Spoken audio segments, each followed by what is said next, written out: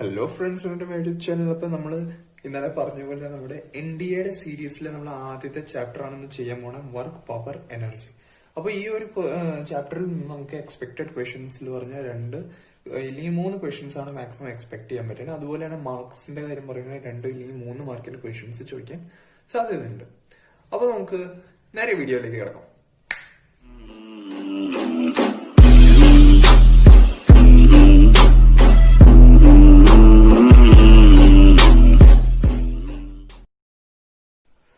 അപ്പൊ work power എനർജിയിൽ ഏറ്റവും ആദ്യം നമ്മൾ പഠിക്കേണ്ടല്ലോ പറഞ്ഞാൽ വർക്ക് എന്താണെന്നാണ് നമുക്ക് മനസ്സിലാക്കേണ്ടത്. ഓക്കെ, ഇതുവരെ ഒരു സിമ്പിൾ കൺസെപ്റ്റ് ആണ് വർക്ക് എന്ന് പറഞ്ഞാൽ. വർക്ക് എന്ന് പറയുകയാണെങ്കിൽ ഇപ്പൊ നമ്മളൊരു ഒബ്ജക്റ്റില് ഒരു ഫോഴ്സ് നമ്മൾ അപ്ലൈ ചെയ്യാം. ഇപ്പൊ സപ്പോസ് നമ്മൾ ഒരു ഒബ്ജക്റ്റ് എടുത്തു. ഓക്കെ, സപ്പോസ് ഞാൻ ഇവിടെ ഒരു ഒബ്ജക്റ്റ് എടുത്തു. അതിൽ ഞാനൊരു ഫോഴ്സ് അപ്ലൈ ചെയ്തു. എഫ് ഒരു ഫോഴ്സ് ഞാൻ അപ്ലൈ ചെയ്തു. എന്നിട്ട് അതൊരു ഡിസ്പ്ലേസ്മെന്റ്, ഒരു സർട്ടേൺ അമൗണ്ട് ഓഫ് ഡിസ്റ്റൻസ് അത് ഡിസ്പ്ലേസ് ചെയ്യുകയാണെങ്കിൽ അതിനെ നമ്മൾ പറയണ ഇതാണ് വർക്ക് ഡൺ. ഫോഴ്സ് കൊടുത്തു, ഡിസ്പ്ലേസ്മെന്റ് സംഭവിച്ചു, അപ്പൊ അവിടെ നമ്മൾ പറയണതാണ് വർക്ക് ഡൺ. ഇതിന്റെ ടെക്നിക്കൽ ഡെഫിനേഷനിൽ പറയുമ്പോൾ 1 ന്യൂട്ടന്റെ ഫോഴ്സ് നമ്മൾ അപ്ലൈ ചെയ്യുമ്പോൾ എന്താ സംഭവിക്കുന്നത് വെച്ചാൽ 1 മീറ്റർ ഡിസ്പ്ലേസ്മെന്റ് നടക്കണം. എന്നാൽ മാത്രമേ അവിടെ 1 ജൂൾ ഓഫ് വർക്ക് ഡൺ നടക്കുള്ളൂ. ഓക്കെ, 1 ന്യൂട്ടന്റെ ഫോഴ്സ് നമ്മൾ അപ്ലൈ ചെയ്യുമ്പോൾ 1 മീറ്റർ ആ ഒബ്ജക്ട് ഡിസ്പ്ലേസ് ചെയ്യും. അന്നേരമാണ് നമ്മൾ അവിടെ എന്താ പറയുന്നത് 1 ജൂൾ ഓഫ് വർക്ക് ഡൺ നടന്നിട്ടുണ്ട്. അപ്പൊ നമുക്കൊന്ന് നോക്കാം. When a force is applied on a body and if that body displaces, okay, displacement ഉണ്ടായാൽ മാത്രമേ അവിടെ വർക്ക് ഡൺ ഉണ്ടാവുള്ളൂ. Displaces in the direction of the force or opposite to it, then we say it as work done. Okay, ഇതിന്റെ ഫോർമുലയിലേക്ക് നമ്മൾ നോക്കുവാണെങ്കിൽ W is equal to integral of F dot ds. നമുക്കറിയാം work done equal to force into displacement. അപ്പൊ അതിന്റെ ഒരു ഫോമാണ്. ഇങ്ങനെയാണ് നമ്മൾ അതിനെ റിപ്രസെന്റ് ചെയ്യുന്നത്. ഓക്കെ, ഇതിനെ നമ്മൾ ഇനി ഡോട്ട് പ്രൊഡക്റ്റിന്റെ ഇതിൽ കാണിക്കുമ്പോൾ W equal to F dot S cos theta എന്ന് നമ്മൾ എഴുതും. അപ്പൊ ഈ ഫോർമുല ഓർത്ത് വെക്കാം. ഇത് ഒരുപാട് ഇമ്പോർട്ടന്റ് ഫോർമുലയാണ്. W equal to F dot S cos theta. ഇനി നമ്മൾ ഈ വർക്കിനെ നമുക്ക് എന്തൊക്കെ അറിയണം, വർക്കിനെ കുറിച്ച് എന്തൊക്കെ അറിയണം, ഈ ഒരു ക്വാണ്ടിറ്റിനെ കുറിച്ച് എന്തൊക്കെ അറിയണം. ആദ്യത്തെ ഇതിൽ പറയുമ്പോൾ ഇതൊരു സ്കേലാർ ക്വാണ്ടിറ്റിയാണ്. ഇത് എപ്പോഴും ഒരു സ്കേലാർ ക്വാണ്ടിറ്റിയാണ്. എന്തുകൊണ്ടാണ്? കാരണം പറഞ്ഞാൽ ഇവിടെ നമ്മൾ 2 വെക്ടർസിന്റെ ഡോട്ട് പ്രൊഡക്ട്സ് ആണ് കാണുന്നത്. ഫോഴ്സ് ഒരു വെക്ടറാണ്, ഡിസ്പ്ലേസ്മെന്റ് ഒരു വെക്ടറാണ്. അപ്പൊ ഈ ഫോഴ്സ് എന്ന് പറയുന്നത് ഒരു വെക്ടറും ഡിസ്പ്ലേസ്മെന്റ് പറയുന്ന ഒരു വെക്ടർ ക്വാണ്ടിറ്റിയാണ്. 2 വെക്ടർ ക്വാണ്ടിറ്റിയുടെ നമ്മൾ ഡോട്ട് പ്രൊഡക്റ്റ് എടുക്കുകയാണെങ്കിൽ നമുക്ക് എന്ത് കിട്ടും? സ്കേലാർ ക്വാണ്ടിറ്റി കിട്ടും. ഓക്കെ, ഇനി അടുത്ത ഇതിൽ പറയുന്നത് നമ്മൾ ഈ വർക്കിന്റെ SI യൂണിറ്റ്സ് എന്നാണ്. ഇതിനെ നമ്മൾ എഴുതണം ന്യൂട്ടൺ മീറ്ററിൽ എഴുതാം, ഇല്ലെങ്കിൽ നമുക്ക് ജൂൾസ് എന്ന് എഴുതാം. ഓക്കെ, ന്യൂട്ടൺ മീറ്റർ ഇല്ലെങ്കിൽ ജൂൾസ് എന്ന് നമുക്ക് ഇതിനെ എഴുതാം. അതുപോലെ തന്നെ മൂന്നാമത്തെ കാര്യം പറഞ്ഞാൽ ഡയമെൻഷൻസ് ആണ്. ഇതിന്റെ ഡയമെൻഷൻ എന്താണ്? M1 L square T raise to -2 newton into metre. അപ്പോ ന്യൂട്ടന്റെ എന്തായിട്ട് വരും? ML T raise to -2 and metre L. അപ്പോ അതങ്ങനെ ML square T raise to -2 ആയിട്ട് വന്നു. ഓക്കെ, അപ്പൊ ഇനി അടുത്തായിട്ട് നമ്മൾ പഠിക്കേണ്ടതെന്ന് പറഞ്ഞാൽ ടൈപ്സ് ഓഫ് വർക്ക് ഡൺ. ഈ ടൈപ്സ് ഓഫ് വർക്ക് ഡണ്ണിനെ നമുക്ക് 3 ഇതിലായിട്ട് നമുക്ക് ഡിവൈഡ് ചെയ്യാം. ആദ്യത്തിൽ പറഞ്ഞാൽ പോസിറ്റീവ് വർക്ക് ഡൺ. രണ്ടാമത്തെ എന്ന് പറയുകയാണ് സീറോ വർക്ക് ഡൺ ആണ് രണ്ടാമത്തത്. ഓക്കെ, മൂന്നാമത്തെ കാര്യം പറയുകയാണെങ്കിൽ നെഗറ്റീവ് വർക്ക് ഡൺ ആണ്. അപ്പോ ഇനി പോസിറ്റീവ് വർക്ക് ഡൺ എന്താണ് നമുക്ക് എക്സാമ്പിൾസ് വെച്ച് നോക്കാം. അപ്പൊ അതിനുവേണ്ടി നമ്മളൊരു ഫ്രീ ബോഡി ഡയഗ്രാം വരയ്ക്കാം. Okay, suppose this to be a surface. Okay, ഇതൊരു സർഫസ് ആണെന്ന് വിചാരിക്കും. ഇതിന്റെ മേളിലൊരു ഒബ്ജക്റ്റ് ഉണ്ട്. Okay, there is object above the surface. നമ്മൾ ഈ ഡയറക്ഷനിലാണ് ഫോഴ്സ് കൊടുക്കുന്നത്. ഓക്കെ, ഫോഴ്സിന്റെ ഡയറക്ഷൻ ഇങ്ങോട്ടാണ്, നമ്മൾ ഈ സൈഡിലേക്കാണ് ഫോഴ്സ് കൊടുക്കുന്നത്. അപ്പൊ ഡിസ്പ്ലേസ്മെന്റും same direction, in the direction of force തന്നെ ഡിസ്പ്ലേസ്മെന്റ് നടക്കുകയാണെങ്കിൽ അവിടെ നമ്മൾ എന്ത് പറയും? പോസിറ്റീവ് വർക്ക് ഡൺ എന്ന് പറയും. അപ്പൊ അതെ, force and displacement are in same direction. Okay, അവര് സെയിം ഡയറക്ഷനിലാണ്, എന്നാൽ മാത്രമേ അവിടെ പോസിറ്റീവ് വർക്ക് ഡൺ നടക്കുള്ളൂ. സി, ഫോഴ്സ് ഇങ്ങോട്ട് വന്നു. ഓക്കെ, ഫോഴ്സ് ഇതേ ഇങ്ങോട്ട് വന്നു, ഡിസ്പ്ലേസ്മെന്റും ഇങ്ങോട്ട് പോയി. അപ്പൊ that is in the same direction. Okay, ഇവിടെ എന്ത് സംഭവിക്കുന്നത് വെച്ചാൽ നമ്മുടെ theta angle theta equal to നമ്മളിവിടെ പറയുന്നില്ലേ W equal to F S cos theta. ആ തീറ്റ എന്ന് പറഞ്ഞാൽ ലെസ് ദാൻ 90 ഡിഗ്രി ആയിരിക്കും.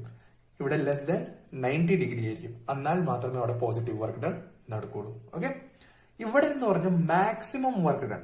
ഇപ്പൊ 3 ഓപ്ഷൻ ഉണ്ട് നിങ്ങളുടെ അടുത്ത്. ഏത് ഓപ്ഷനിലാണ് മാക്സിമം വർക്ക് ഡൺ നടക്കണം എന്ന് പറയുകയാണെങ്കിൽ എപ്പോഴും നോക്കാം തീറ്റ ലെസ് ദാൻ 90 ഡിഗ്രി ഉള്ള ഏതെങ്കിലും കേസ് ഉണ്ടെങ്കിൽ മാത്രമേ അവിടെ മാക്സിമം വർക്ക് ഡൺ നടക്കുകയുള്ളൂ. ഓക്കെ, ഇനി നമ്മൾ ഫോർമുലയിൽ അപ്ലൈ ചെയ്യുകയാണെങ്കിൽ നമുക്ക് കിട്ടാനല്ലേ പറഞ്ഞ W=F×S. ഇത് ഓർത്ത് വെക്കുക. ഓക്കെ, ഇനി നമ്മൾ അടുത്ത നെഗറ്റീവ് വർക്ക് ഡണിലേക്ക് നടക്കും. ഇനി നമ്മൾ അടുത്ത പറഞ്ഞ സീറോ വർക്ക് ഡണിലേക്ക് നടക്കാം.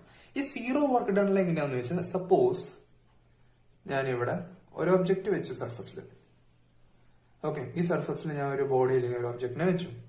ഇനി ഞാൻ പെർപെൻഡിക്കുലർലി ഞാൻ അതിൽ ഫോഴ്സ് അപ്ലൈ ചെയ്യുമെന്ന് വിചാരിക്കും. പെർപെൻഡിക്കുലർലി ഞാൻ അതിൽ ഫോഴ്സ് അപ്ലൈ ചെയ്യുകയാണെങ്കിൽ അതിന്റെ ഡിസ്പ്ലേസ്മെന്റ് എങ്ങോട്ടായിരിക്കും? ഇങ്ങോട്ടായിരിക്കും. ബട്ട് അത് ഡിസ്പ്ലേസ് ചെയ്യുന്നില്ല, അവിടെ ഡിസ്പ്ലേസ്മെന്റ് നടക്കണില്ല. അപ്പൊ ഇവിടെ no displacement happen. Okay, displacement happens. അപ്പൊ നമ്മൾ ഫോഴ്സ് പെർപെൻഡിക്കുലർ ആയിട്ട് നമ്മൾ അപ്ലൈ ചെയ്യുകയാണെങ്കിൽ അവിടെ ഡിസ്പ്ലേസ്മെന്റ് നടക്കില്ല, അവിടെ സീറോ വർക്ക് ഡൺ നടക്കും. അപ്പൊ ഇവിടെ ആംഗിൾ എത്രയായിരിക്കും? 90 ഡിഗ്രി. അതുപോലെ തന്നെ വർക്ക് ഡൺ വിൽ ബി 0. അപ്പൊ വർക്ക് ഡൺ 0. അത് എന്തുകൊണ്ടാന്ന് വെച്ചാൽ നമ്മൾ ഈ ഇക്വേഷൻ നോക്കുക, F/S cos θ. കോസ് തീറ്റയുടെ വാല്യൂ കോസ് 90 ആയി പോകുമ്പോൾ അത് 0 ആയിട്ട് മാറും. അപ്പൊ അവിടെ വർക്ക് ഡൺ 0 ആവും. ഞാനൊരു എക്സാമ്പിൾ എടുക്കാം. നമ്മൾ ട്രെയിനിലൊക്കെ ട്രാവൽ ചെയ്തിട്ടുണ്ടെങ്കിൽ നമ്മൾ സ്റ്റേഷനിൽ കൂലികളെ കാണും. Okay, we see coolies. Okay, ഈ കൂലീസ് എന്താണ്? നമ്മുടെ ലഗേജ് എടുത്തോണ്ട് പോകും. സപ്പോസ് ഒരു കൂലി ഇവിടെയാണ് ഈ കൂലി നടന്ന് ഇവിടെ വരെ വന്നു വിചാരിക്കും. ആൻഡ് ഈ പുള്ളിയുടെ തലയിൽ ഒരു ലോഡ് ഉണ്ടെന്ന് വിചാരിച്ചോ. ഓക്കെ, എന്നിട്ട് ഇവിടെ വരെ എത്തിയപ്പോഴും ആ സെയിം ലോഡ് തന്നെ ഉണ്ട്. ബട്ട് കേസ് ഈസ് ഇവിടെ ആ പുള്ളി അത് എടുത്തു, തലയിൽ വെച്ചു, ഇവിടെ നടന്ന് ഇവിടെ വരെ എത്തി.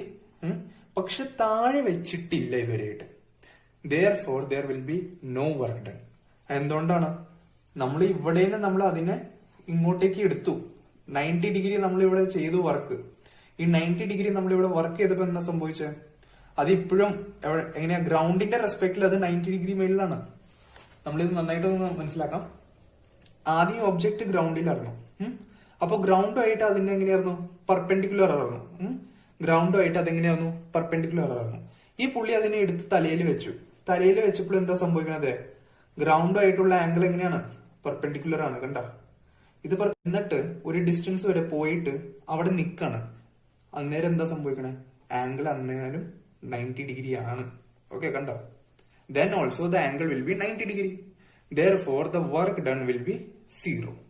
ബട്ട് ആ ലോഡിനെ ആ പുള്ളി ഇവിടെ താഴെ എടുത്ത് വെക്കുകയാണെങ്കിൽ നമുക്ക് പറയാം അവിടെ ഡിസ്പ്ലേസ്മെന്റ് നടന്നിട്ടുണ്ട്. കാരണം പറഞ്ഞാൽ ഈ ഒരു പോയിന്റിൽ നിന്ന് അത് ഇവിടെ വരെ എത്തി, ഇറസ്പെക്ടീവ് ഓഫ് പാത്ത്.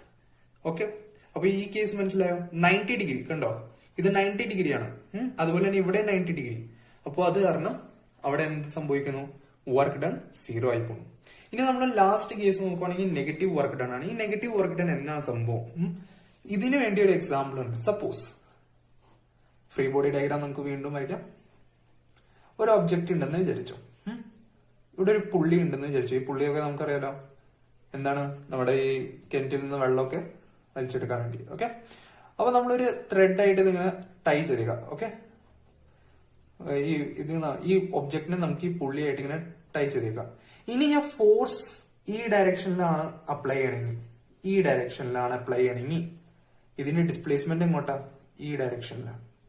ഓക്കെ, ഈ ഡയറക്ഷനിലേക്ക് ഞാൻ ഇതൊന്ന് ക്ലിയർ ആയിട്ട് മനസ്സിലാക്കി തരാം. ഓക്കെ, സി ഇതൊരു പുള്ളിയാണ്, ഇതൊരു ഒബ്ജക്റ്റ് ആണ്. ഓക്കെ, നമ്മൾ ഇവിടെ ഒരു നമ്മളിങ്ങനെ ത്രെഡോ ഇല്ലെങ്കിൽ എന്തെങ്കിലും ഒരു റോപ്പ് വെച്ചിട്ട് നമ്മൾ കിട്ടി. എന്നിട്ട് ഫോഴ്സ് നമ്മൾ ഈ ഡയറക്ഷനിലാണ് കൊടുക്കണമെന്ന് വിചാരിച്ചോ. ഈ ഡയറക്ഷനിൽ ഫോഴ്സ് കൊടുക്കുമ്പോൾ ഡിസ്പ്ലേസ്മെന്റ് അത് ഇങ്ങോട്ടാണ്. നമ്മൾ ഇവിടെ വലിക്കുമ്പോൾ ഈ ഒബ്ജക്റ്റ് ഇങ്ങോട്ടാണ് പോണത്. അപ്പൊ ഇവിടെ ഒരു ആംഗിൾ തീറ്റ ഉണ്ടാവും. അപ്പൊ ഇതിനെ നമുക്ക് ഇങ്ങനെ റീപ്രസെന്റ് ചെയ്യാം അല്ലെ? ഇവിടെ ഒരു ഫോഴ്സ് പോയി, അപ്പൊ ഇങ്ങോട്ടേക്ക് displacement at an angle theta. അപ്പൊ ഇവിടെ എങ്ങനെയായിരിക്കും? Force and displacement will be opposite direction to each other. Force and displacement will be in opposite direction to each other. Okay, ഞാൻ ഇതിന്റെ ഒരു ബെസ്റ്റ് വേറൊരു എക്സാമ്പിൾ ഒന്നും പറഞ്ഞുതരാം. ഇപ്പൊ ഒരു ഒബ്ജക്റ്റ് ഇവിടെ കിടക്കാന്ന് വിചാരിച്ചോ. ഞാൻ ഇങ്ങോട്ട് ഫോഴ്സ് കൊടുക്കുക. ഞാൻ ഇങ്ങോട്ട് ഫോഴ്സ് കൊടുക്കാം, ഡിസ്പ്ലേസ്മെന്റ് സംഭവിച്ചത് ഇങ്ങോട്ട്. അപ്പോ ഇത് നെഗറ്റീവ് ആണോ പോസിറ്റീവ് ആണോ അത് സീറോ ആണോ? This is going to be one of the best question that you will learn today.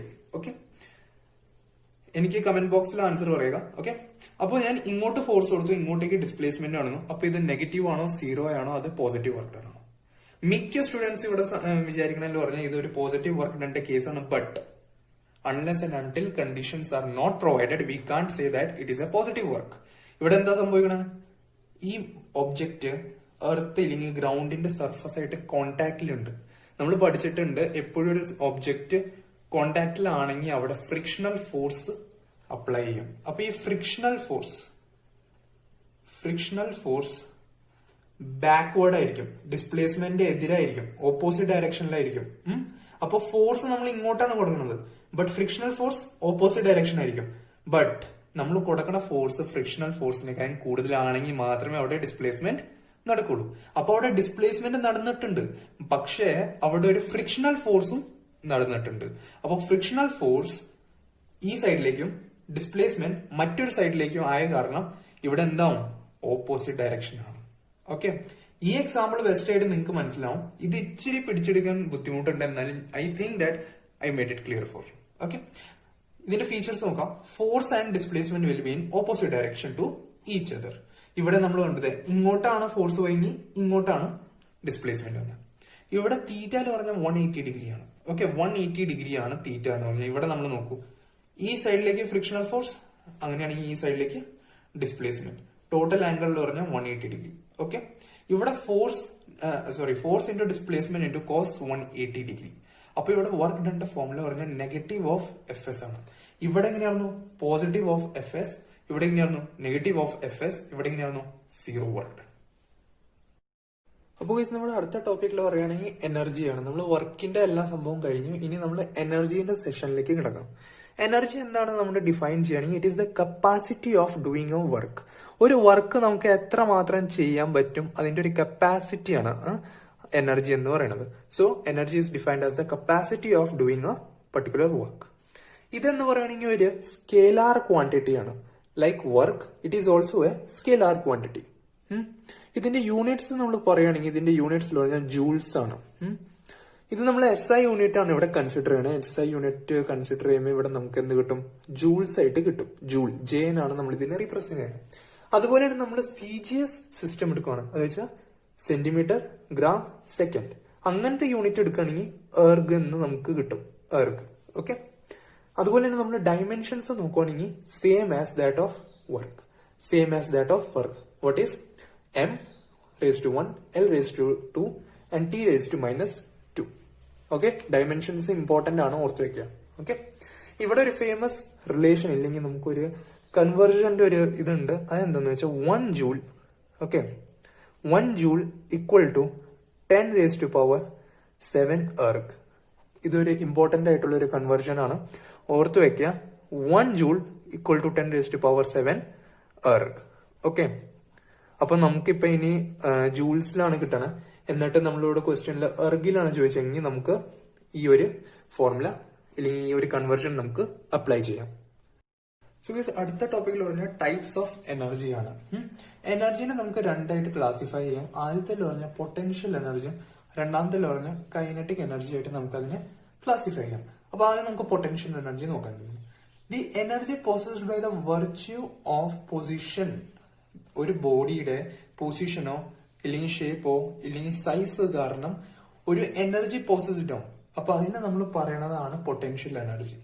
The energy possessed by the body because of its position, shape or size.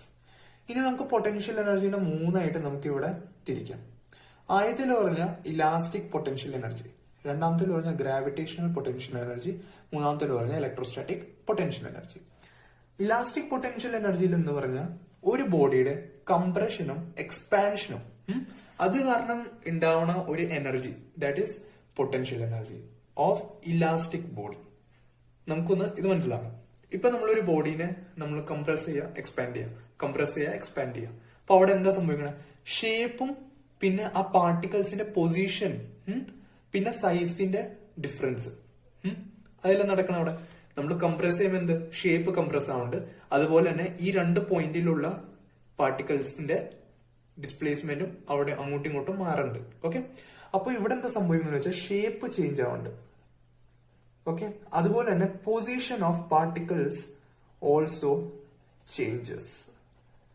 Okay, change എന്തൊക്കെയാണ് നടക്കുന്നത്? ഷേപ്പിൽ നടക്കും, position of the പാർട്ടിക്കിൾസിലും നടക്കും. അപ്പോൾ അങ്ങനെയാണ് elastic potential energy നടക്കുന്നത്. അപ്പൊ ഇതിന്റെ ഒരു സിമ്പിൾ ഫോർമുല പറയുകയാണെങ്കിൽ U equal to half K x2 square minus x1 square. അത് എന്തുകൊണ്ടാണ് ചോദിച്ചാൽ അത് ഇങ്ങോട്ട് പൊസിഷൻ നമ്മൾ ചേഞ്ച് ചെയ്തിട്ട് ഇപ്പൊ നമ്മളൊരു ബോഡി എടുത്ത് ഇപ്പൊ നമ്മൾ ഇങ്ങനെ ഒരു ബോഡി എടുക്കുക. സപ്പോസ് ഇതിങ്ങനെ ഒരു റിജിഡ് സംഭവമാണെന്ന് വിചാരിച്ചോ. ഓക്കെ, ഇവിടെ രണ്ട് സ്ഥലത്ത് ഒരു പാർട്ടിക്കിൾസ് ഉണ്ട്. നമ്മൾ ഇവിടേനും ഫോഴ്സ് ഇട്ടു, ഇവിടേനും ഫോഴ്സ് ഇട്ടു. അപ്പൊ അത് കംപ്രസ് ആവും. അപ്പൊ ഈ പാർട്ടിക്കിൾസ് അടുത്തേക്ക് മൂവ് ചെയ്യും. അപ്പൊ അവിടെ എന്ത് ചെയ്യും? പൊസിഷന്റെ ചേഞ്ച് വരും. അങ്ങനെയാണ് x2 square minus x1 square. അപ്പൊ ഇതിനെ നമ്മൾ ജനറലൈസ് ആയിട്ട് എഴുതുവാണെങ്കിൽ U equal to half K X square ആണ്. ഇവിടെ കെ എന്ന് പറഞ്ഞാൽ സ്പ്രിംഗ് കോൺസ്റ്റന്റ് ആണ്. ഓക്കെ, ഇതിന്റെ വേറൊരു ഫോം ആണ് U equal to half of F into X, force into displacement. Okay, half force into displacement. Okay, ഇതിന്റെ വേറൊരു ഫോം ആണ് ഇത് U equal to 1/2 F into X. അതുപോലെ തന്നെ ഇതിന്റെ വേറൊരു ഫോം ആണ് U equal to F square by 2k. Okay, ഇതിന്റെ വേറൊരു ഫോം ആണ് U is equal to F square by 2k. ഈ മൂന്ന് റിലേഷൻ നിങ്ങൾ ഓർത്ത് വെക്കാൻ വെരി വെരി ഇമ്പോർട്ടന്റ് ആണ്. ഓക്കെ, ഇനി അടുത്തതിലേക്ക് കിടക്കുകയാണെങ്കിൽ gravitational potential energy. Gravitational potential energy എന്ന് നമ്മൾ ഡിനോട്ട് ചെയ്യണ MgHr എന്നാണ്. ഇപ്പൊ നമുക്ക് ഇതിൽ ഒരു കേസ് നോക്കാം. If the potential energy of earth is taken as 0, then ഇപ്പൊ പൊട്ടൻഷ്യൽ എനർജി ഓഫ് നമ്മൾ എർത്ത് 0 ആയിട്ട് എടുക്കുവാണെങ്കിൽ അങ്ങനെ നമുക്ക് ഇതിനെ ക്രിയേറ്റ് ചെയ്യാം. GMEM divided by RE plus H.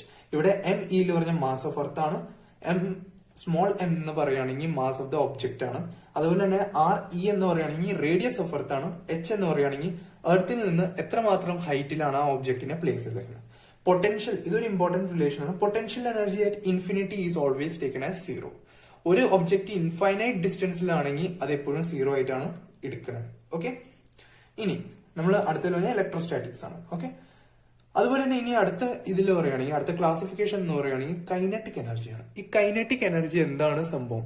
Kinetic energy എന്ന് പറയുകയാണെങ്കിൽ energy possessed by a body because of its motion.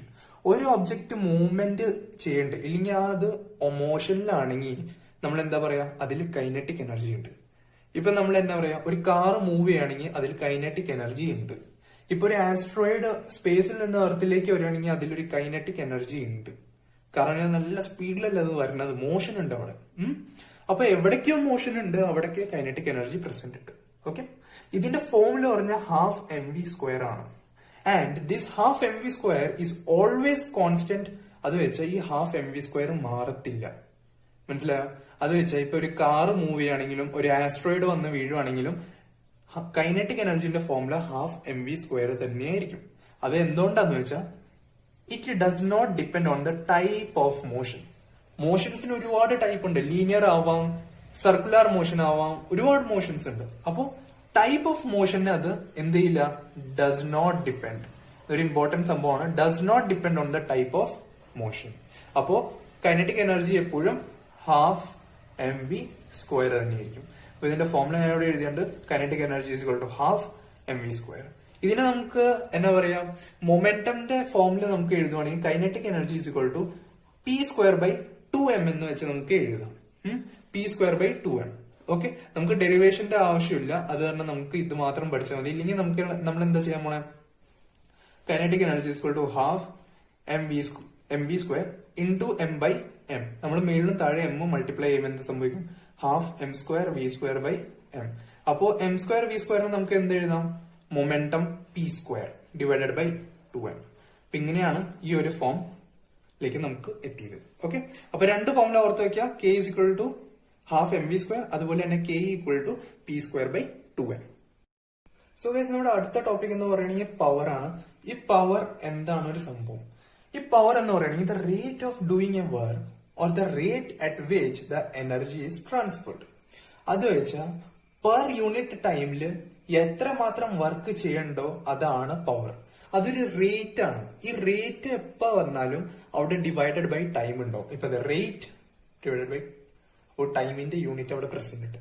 Okay, അപ്പൊ റേറ്റ് ഓഫ് ഡൂയിങ് വർക്ക്, ഒരു യൂണിറ്റ് ടൈമിൽ എത്ര മാത്രം വർക്ക് ഡൺ ചെയ്യുന്നുണ്ടോ അതാണ് പവർ. ഓക്കെ, ഇല്ലെങ്കിൽ നമുക്ക് എങ്ങനെ പറയാം, rate at which the energy is transferred. അതെങ്ങനെ എനർജി വന്നേ, വർക്ക് എന്താണ്, ഈസ് ഈക്വൽ ടു എനർജി. വർക്കിന്റെ യൂണിറ്റ് എന്തായിരുന്നു, ജൂൾ. അതുപോലെ എനർജിന്റെ എന്തായിരുന്നു, ജൂൾ. അപ്പൊ രണ്ടും സെയിം ആണ്. ഓക്കെ, രണ്ടും ഒരു സെയിം ക്വാണ്ടിറ്റി ആണ്. അപ്പൊ വർക്ക് ഡൺ ഇല്ലെങ്കിൽ നമ്മൾ എന്ത് പറയും, എനർജി എത്ര മാത്രം ടൈമിൽ ട്രാൻസ്ഫർ ആവണ്ടോ അതിനെ നമ്മൾ പറയുന്ന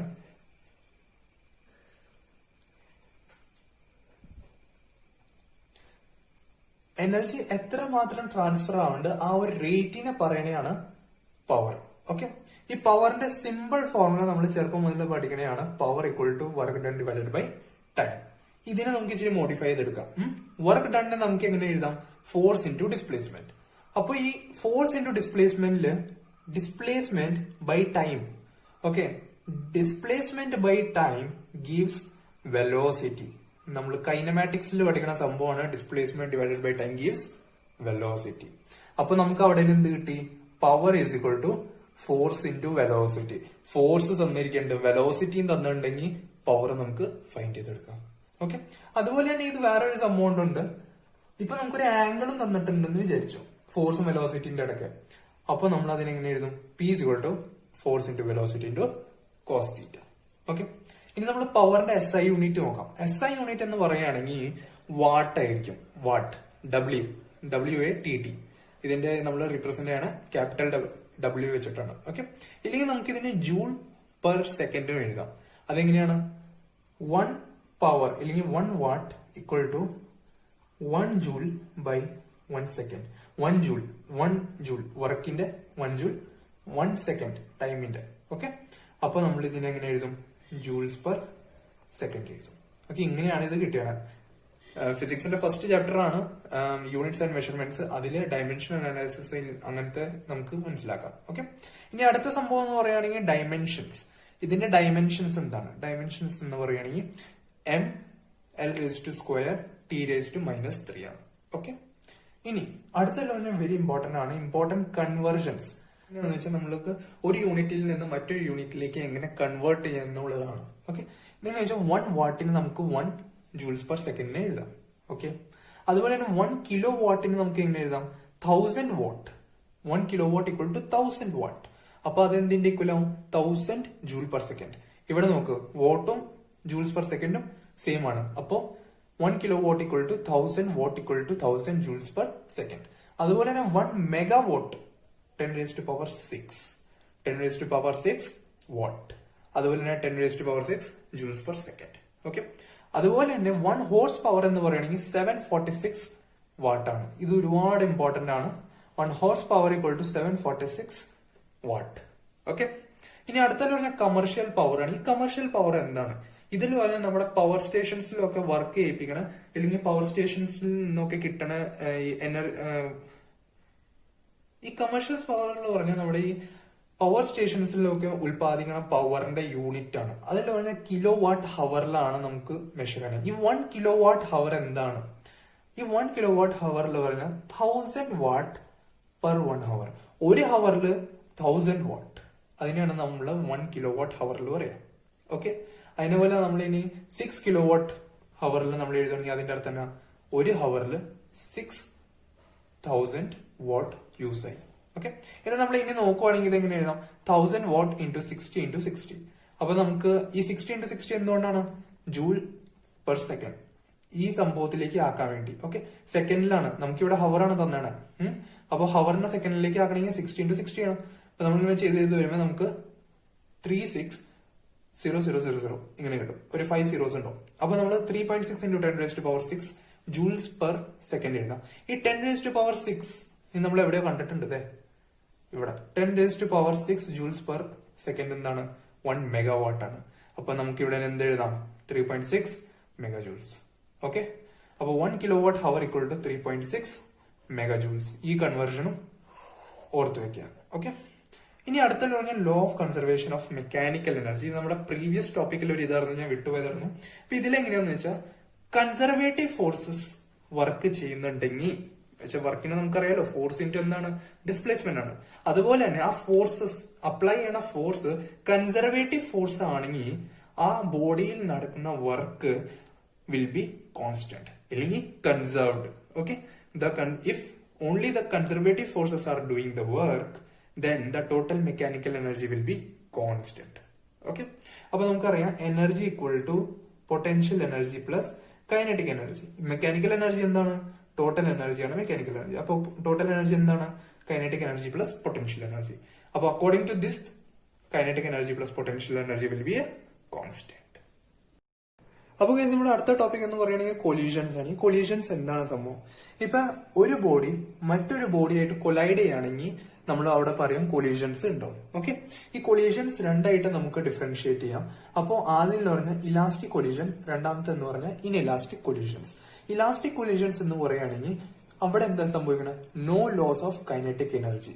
kinetic energy will be conserved. Kinetic energy during the collision not loss. അത് വെച്ചാൽ ഇപ്പൊ രണ്ട് ബോഡി ഉണ്ട്, ആ രണ്ട് ബോഡി കൊലൈഡ് ചെയ്യുകയാണെങ്കിൽ അവരുടെ കൈനറ്റിക് എനർജി ലോസ് ആവത്തില്ല.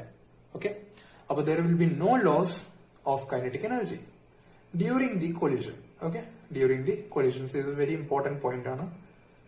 ഓക്കെ, അടുത്ത പോയിന്റ് നോക്കുകയാണെങ്കിൽ the momentum is conserved. ഇതും ഇമ്പോർട്ടന്റ് ആണ്.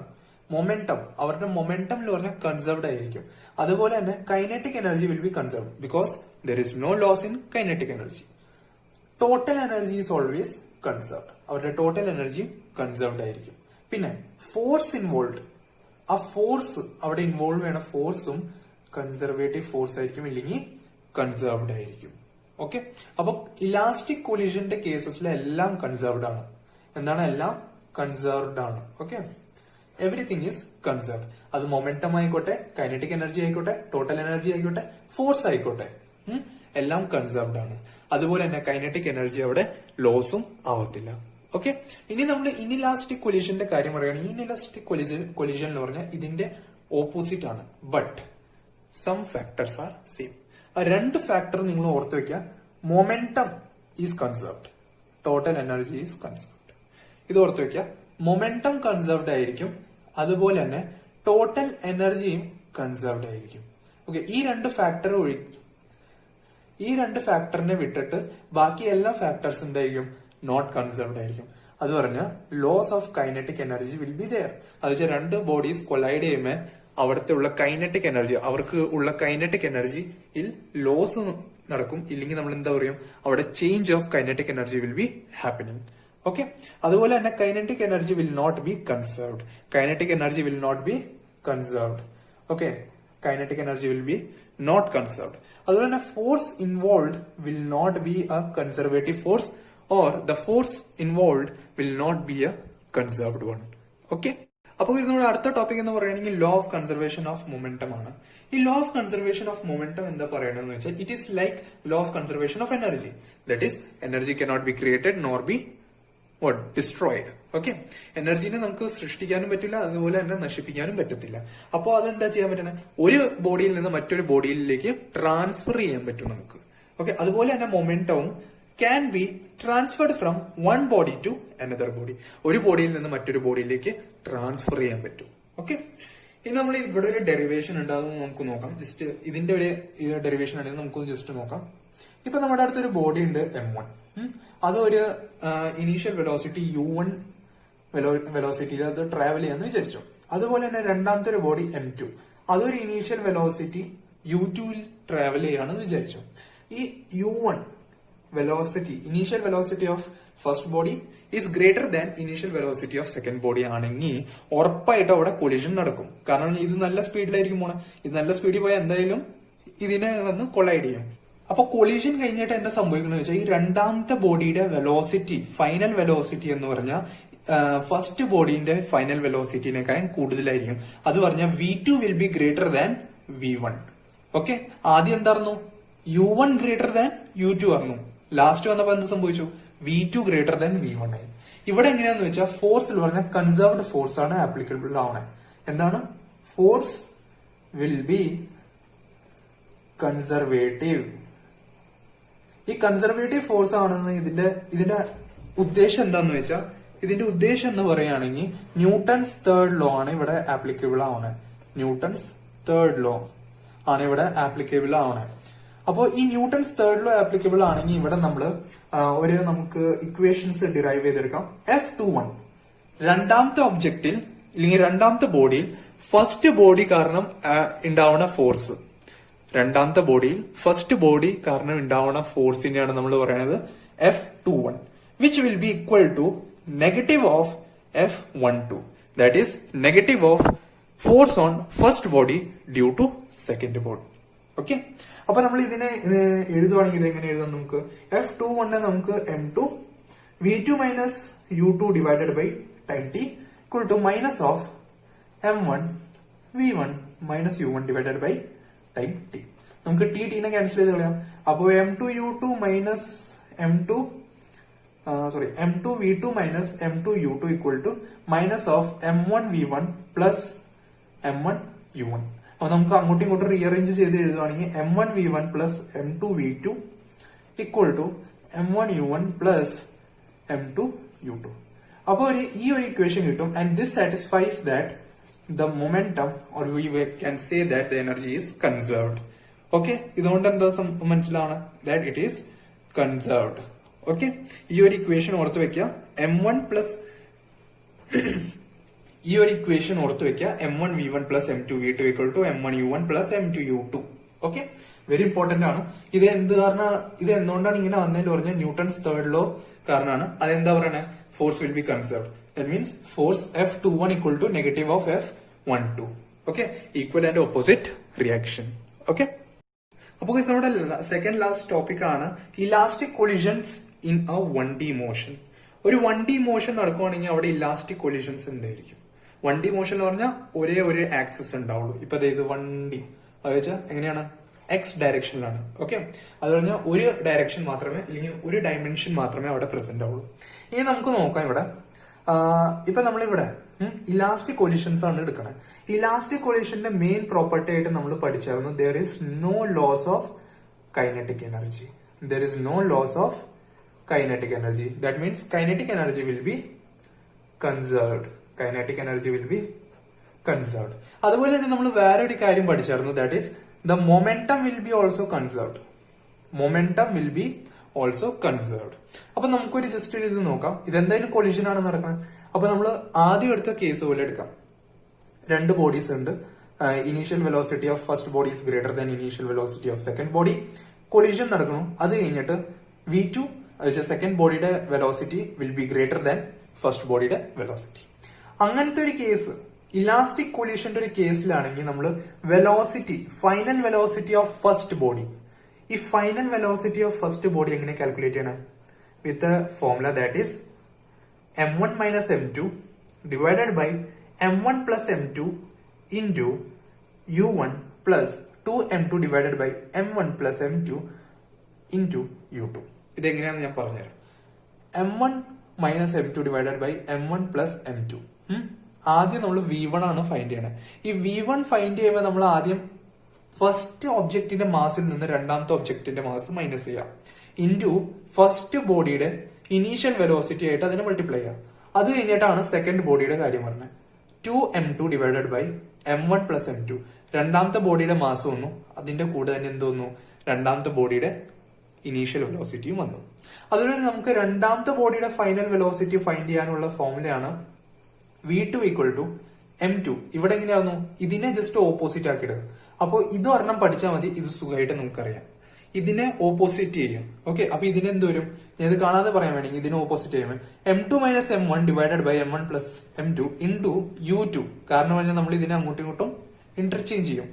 Plus 2M2 divided by M1 plus M2 into U1. Okay, ഇവിടെ നമ്മൾ M1 ഇടും. ഓക്കെ, ഇത് മനസ്സിലായി? അപ്പൊ ഈ ഒരു ഫോർമുല പഠിച്ചാൽ മതി. നമുക്ക് ഇത് ഓട്ടോമാറ്റിക്കലി അതിനെ ഇന്റർചേഞ്ച് ചെയ്ത് എഴുതിയാൽ മതി. ഓക്കെ, ഇതായിരിക്കും ഈ ഇലാസ്റ്റിക് കൊളിഷനിൽ നടക്കണം. എന്തായിരിക്കും? കൺസേർവ്ഡ് മോഷൻ ആയിരിക്കും, അതുപോലെ തന്നെ കൺസേർവ്ഡ് മൊമെന്റമും ആയിരിക്കും, അതുപോലെ തന്നെ കൈനറ്റിക് എനർജിയും കൺസേർവ്ഡ് ആയിരിക്കും. ഓക്കെ, അപ്പൊ ഈ കാര്യങ്ങൾ ഓർത്തൊക്കെ ഈ ഫോർമുല ഉറപ്പായിട്ടും പഠിക്കുക. വെരി ഇമ്പോർട്ടന്റ് ആണ്. ഓക്കെ, അപ്പൊ ഇനി ലാസ്റ്റ് ടോപ്പിക് ആണ്. അതെന്ന് പറഞ്ഞാൽ in elastic collision in 1D. ഇതിലും വണ്ടിയാണ് നടക്കുന്നത്. അപ്പൊ ഇൻഇലാസ്റ്റിക് കൊല്യൂഷൻ നടക്കുമ്പോൾ അവിടെ എന്താണ്, ലോസ് ഓഫ് കൈനറ്റിക് എനർജി എന്തായാലും നടക്കും. അപ്പൊ അവിടെ loss of kinetic energy will be there. ഇത് ഇച്ചിരി ഡിഫറെന്റ് ആയിട്ടുള്ള ഒരു സിറ്റുവേഷൻ ആണ് എടുക്കട്ടെ. ഇവിടെ എങ്ങനെയായിരുന്നു, രണ്ടും മൂവ് ചെയ്യണ്ടായിരുന്നു വിത്ത് സം ഇനീഷ്യൽ വെലോസിറ്റി. ഇവിടെ എങ്ങനെയാന്ന് വെച്ചാൽ ഒരെണ്ണം മാത്രമാണ് മൂവ് ചെയ്യുള്ളൂ, മറ്റൊരെണ്ണം റെസ്റ്റിലായിരിക്കും. അപ്പൊ നമുക്ക് ഇതിനെ മൂവിങ് ഒബ്ജക്റ്റ് ആയിട്ട് എടുക്കാം. ഓക്കെ, അപ്പൊ ഇതിനെ നമുക്ക് U1 എടുക്കാം, ഇതിനെ നമുക്ക് U2 which will be 0, that is at rest. രണ്ടാമത്തെ ഒബ്ജക്റ്റ് എപ്പോഴും റെസ്റ്റിലായിരിക്കും ഇൻഇലാസ്റ്റിക് കൊല്യൂഷനിൽ. അപ്പൊ നമുക്കറിയാം U1 ഗ്രേറ്റർ ദാൻ U2, കാരണം ഇത് റെസ്റ്റിലാണ്. അപ്പൊ 0 ആയി പോകും ഇനീഷ്യൽ വെലോസിറ്റി. ഇത് ഇനീഷ്യൽ വെലോസിറ്റി വെച്ചിട്ടാണ് മൂവ് ചെയ്യണത്. അപ്പൊ ഇതിന് initial velocity will be greater. അപ്പോ ആഫ്റ്റർ കൊല്യൂഷൻ എന്തായാലും ഇത് വന്ന് കൊളൈഡ് ചെയ്യും. അപ്പൊ after collision what happens that ഈ റെസ്റ്റിലിരിക്കണ ഒരു ബോഡീനെ ഈ മൂവ്മെന്റിലുള്ള ബോഡി അതിന്റെ കൂടെ തന്നെ അങ്ങ് കൊണ്ടുപോകും. മനസ്സിലായോ? The body which will be at rest will be taken in the direction of the movement of first body. ഈ ഫസ്റ്റ് ബോഡി ഇങ്ങോട്ടാണ്, ഈ ഡയറക്ഷനിലാണ് ഇത് മൂവ് ചെയ്യണത്. അപ്പൊ ഇത് ഫൈനലി രണ്ടാമത്തെ ബോഡീനെ ഇങ്ങോട്ട് കൊണ്ടുപോകും, ആ സെയിം ഡയറക്ഷനിൽ കൊണ്ടുപോകും. ഇത് ഒരുമിച്ചായിരിക്കും പോണത്. ഇവിടുത്തെ കേസിൽ എന്തായിരിക്കും, രണ്ടാമത്തെ വെലോസിറ്റി കൂടുതലായിരുന്നു as compared to first one. ഇവിടെ എങ്ങനെയാണ്, സെയിം ആണ്. കാരണം പറഞ്ഞ എന്താണ്, ഇത് ഒരു ബോഡി റെസ്റ്റിലായിരുന്നു, മറ്റൊരു ബോഡി അതിനെ വന്ന് ഹിറ്റ് ചെയ്തപ്പോ രണ്ടിന്റെ എന്ത് സംഭവിച്ചു, കൈനറ്റിക് എനർജി ലോസ് ആയി. അപ്പൊ അങ്ങനെ അവിടെ എന്ത് സംഭവിച്ചു, അത് ഒരുമിച്ച് എന്താ പറയാ ഒരേ മോഷനിൽ അത് ട്രാവൽ ചെയ്യാൻ തുടങ്ങി, ഒരേ ഡയറക്ഷനിൽ അത് ട്രാവൽ ചെയ്യാൻ തുടങ്ങി. ഓക്കെ, അപ്പൊ ഇവിടുത്തെ വെലോസിറ്റിയിൽ പറഞ്ഞാൽ V ആയിരിക്കും ആസ് കമ്പയർഡ്. ഓക്കെ, V ആയിരിക്കും. ഇവിടെ U1 അല്ലായിരുന്നു, ഇവിടെ അതുപോലെ തന്നെ V ആയിരിക്കും. Velocity of first body will be gained by the second body. Velocity ഞാൻ എഴുതി തന്ന velocity of first body will be gained by second body. Okay, രണ്ടാമത്തെ ബോഡി ഫസ്റ്റ് ബോഡിയിലെ വെലോസിറ്റി ഗെയിൻ ചെയ്തെടുക്കും. ഓക്കെ, അപ്പൊ ഇവിടെ എന്താ സംഭവിക്കുന്നത് വെച്ചാൽ നമുക്കറിയാം, ലീനിയർ മൊമെന്റം ഇല്ലെങ്കിൽ നമ്മൾ സിമ്പിൾ മൊമെന്റം പറയാം is conserved. Okay, is conserved. അപ്പൊ നമുക്ക് ഇവിടെ എങ്ങനെ എഴുതാം, നമുക്കിത് ഇവിടെയും കൺസേർവ്ഡ് ആയിരുന്നു, ഇവിടെയും കൺസേർവ്ഡ് ആയിരുന്നു. അപ്പൊ അതിന്റെ അടുത്ത് P equal to mv will be conserved. അപ്പൊ നമുക്ക് ഇവിടെ എന്ത് എഴുതാം, m1 u1 plus m2 u2 എന്താ 0 ആണ്, equal to m1 v1 plus m2 v2. Okay, ഇത് എഴുതേണ്ട ആവശ്യമില്ല, ഞാൻ പറഞ്ഞുതരാം. ഇവിടെ m1 തന്നെ വരും, sorry m2 v1. Okay, v2 അല്ല v1. ഓക്കെ, കാരണം പറഞ്ഞ എന്താണ്, ഇത് ഫസ്റ്റ് ബോഡിയുടെ വെലോസിറ്റി ഗെയിൻ ചെയ്തിട്ടാണ് പോണത്. അപ്പോ V1 ആയിരിക്കും ഇവിടെ വരുന്നത്. ഓക്കെ, അപ്പൊ നമുക്ക് ഇതിനെ എങ്ങനെ എഴുതാം, m1 u1 equal to v1 നമുക്ക് കോമൺ ആയിട്ട് എടുക്കാം, m1 പ്ലസ് m2. അപ്പൊ നമുക്ക് നമുക്ക് ഇവിടെ എഴുതണമെങ്കിൽ നമ്മൾ എങ്ങനെ എഴുതും, m1 u1 divided by m1 plus m2. അപ്പൊ ഇങ്ങനെ നമുക്ക് ഇവിടെ വിയുടെ വാല്യൂ ഫൈൻഡ് ചെയ്യാം. ദാറ്റ് മീൻസ് ഫൈനൽ വെലോസിറ്റി നമുക്ക് ഇവിടെ ഫൈൻഡ് ചെയ്തെടുക്കാം. ഓക്കെ, ഇത് മനസ്സിലായോ? Linear momentum will be conserved. അപ്പൊ നമ്മൾ m1 u1 plus m2 u2 equal to m1 v1 plus m2 v2 എന്നുള്ള ഒരു ഫോർമുല അവിടെ നമ്മൾ പ്ലേസ് ചെയ്യണം. അപ്പൊ നമുക്ക് അവിടെ വാല്യൂസ് പുട്ട് ചെയ്യുമ്പോൾ നമുക്ക് u2 0 ആയിട്ട് കൊടുക്കാം. അതുപോലെ തന്നെ v2 എന്ന് പറഞ്ഞ ഫസ്റ്റ് ബോഡിന്റെ വെലോസിറ്റി തന്നെയാണ് അവിടെ എടുക്കാൻ പോണത്. അപ്പൊ നമുക്ക് v1 തന്നെ നമുക്ക് അവിടെ പ്ലേസ് ചെയ്യാം. ഓക്കെ, എന്നിട്ട് നമ്മൾ സോൾവ് ചെയ്തെടുക്കുമ്പോൾ നമുക്ക് ഇങ്ങനെ ഒരു ഇക്വേഷൻ കിട്ടും. ഇനി നമ്മൾ ലോസ് ഇൻ കൈനറ്റിക് എനർജി അത് കാൽക്കുലേറ്റ് ചെയ്തെടുക്കാം. Okay, loss in kinetic energy, കാരണം പറഞ്ഞാൽ ഇവിടെ നമ്മൾ ലോസ് ഓഫ് കൈനറ്റിക് എനർജി എന്ന് മെൻഷൻ ചെയ്തിട്ടുണ്ട്. അപ്പൊ നമുക്ക് ഇത് ഫൈൻഡ് ചെയ്തെടുക്കണം. അപ്പൊ ഇതിനെ നമ്മൾ delta K E equal to KE final kinetic energy minus initial kinetic energy. Final kinetic energy minus initial kinetic energy. അപ്പൊ നമുക്ക് അത് നോക്കാം എങ്ങനെയാണ്. ഫൈനൽ കൈനറ്റിക് എനർജി നമ്മൾ പറഞ്ഞിട്ടുണ്ട്, kinetic energy will be always the same as half mv square. അപ്പൊ final half mv square. ഇവിടെ എന്താന്ന് വെച്ചാൽ രണ്ടും ഒരുമിച്ചാണ് പോകുന്നത്, രണ്ടും ബോഡി ഒരുമിച്ചാണ് പോകുന്നത്. അപ്പൊ അവരുടെ mass will be combined, their mass will be combined. അപ്പൊ m1 plus m2 into v square minus half mv square. Okay, അപ്പൊ ഇവിടെ നമ്മൾ എന്ത് എഴുതും, ഹാഫ് mu square. ഓക്കെ, അപ്പൊ ഇവിടെ u square. ഒരു second just loss in kinetic energy എന്ന് പറയുമ്പോൾ kinetic energy initial minus final ആണ്. സോറി കേട്ടോ, kinetic energy in initial minus kinetic energy of final. Okay, initial minus final ആണ് ചെയ്യേണ്ടത്. അപ്പൊ ഇവിടെ പ്ലസ് വരും, ഇവിടെ ചെന്ന് മൈനസ് വരും. അപ്പൊ ഇത് ലാസ്റ്റിൽ നമുക്ക് എങ്ങനെ കിട്ടും? Kinetic energy equal to half into m1 m2 divided by m1 plus m2 എന്നായിട്ടാണ് കിട്ടണേ, ഇൻറ്റു u1 ഹോൾ സ്ക്വയർ. അപ്പൊ ഇത് നോക്കൂ, kinetic energy, loss in kinetic energy, okay, loss in kinetic energy will be given as delta K equal to half into m1 into m2 divided by m1 plus m2 into u square. Okay, അപ്പൊ ഇതാണ് നമ്മുടെ ചാപ്റ്ററിന്റെ ഒരു synapse. ഞാൻ full theory ഇതിൽ complete ചെയ്യാൻ നോക്കിയിട്ടുണ്ട്. Work power എനർജിയിൽ ഇനി നമുക്ക് ക്വസ്റ്റ്യൻസ് മാത്രം ചെയ്യാനുള്ളൂ, അത് നമ്മൾ മറ്റൊരു സെഷനിൽ ചെയ്യും. അപ്പോ ഇതുവരെ നിങ്ങൾക്ക് എല്ലാം മനസ്സിലായിട്ടുണ്ടെങ്കിൽ ലൈക്ക് ചെയ്യാൻ മറക്കരുത്. അതുപോലെ തന്നെ നിങ്ങൾ ഈ ചാനൽ സബ്സ്ക്രൈബ് ചെയ്യുക. അതുപോലെ നിങ്ങളുടെ friends who are preparing for NDA അവർക്ക് നിങ്ങൾ ഈ വീഡിയോസ് ഷെയർ ചെയ്ത് കൊടുക്കുക. അതുപോലെ തന്നെ ചാനലിനെ ഒരുപാട് സ്പ്രെഡ് ചെയ്യാൻ ഹെൽപ്പ് ചെയ്യുക. Okay, thank you for watching. By.